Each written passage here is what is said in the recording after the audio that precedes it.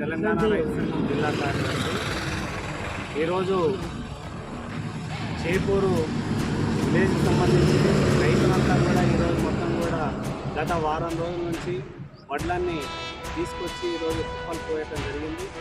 నిన్న కురిసినటువంటి వర్షానికి అంటే మొత్తం వడ్లన్నీ ఎండిన తర్వాత మ్యాచర్ వచ్చిన తర్వాత కూడా నిన్న అకస్మాత్తుగా వచ్చినటువంటి వర్షానికి మొత్తం వడ్లన్నీ తడిసి ఈరోజు మొలకలు ఇవన్నీ కూడా పలిగిపోయి ఈరోజు మొలకలు వచ్చేటువంటి అవకాశం ఉంది.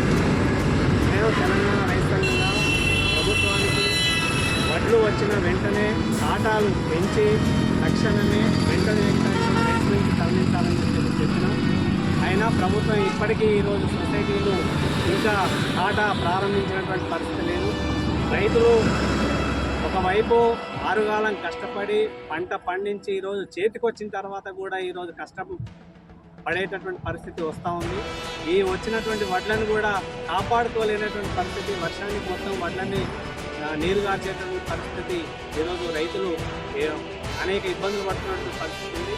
వెంటనే ఏదైతే వడ్లు వచ్చినటువంటి కుప్పలు వెంటనే మరి బాధాన్ని తెప్పించి వెంటనే రైతులు తరలించాలని చెప్పేసి రైతు సంఘంగా డిమాండ్ చేస్తా ఉన్నాం.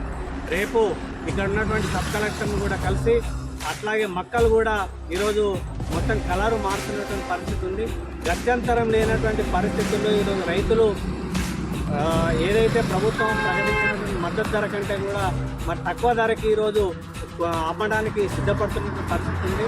అలా కాకుండా ప్రభుత్వం తక్షణమే ఇంకా కాంటాలు పెంచి ఈ వచ్చినటువంటి వడ్లను తక్షణమే రైస్ మిల్కి తరలించాలని చెప్పేసి రైతు సంఘంగా డిమాండ్ చేస్తా ఉన్నాం. రేపు సబ్ కలెక్టర్ని కలిసి ఈ యొక్క రైతుల యొక్క సమస్యను కూడా ప్రభుత్వం దృష్టికి తీసుకెళ్తామని చెప్పేసి తెలియజేస్తాం.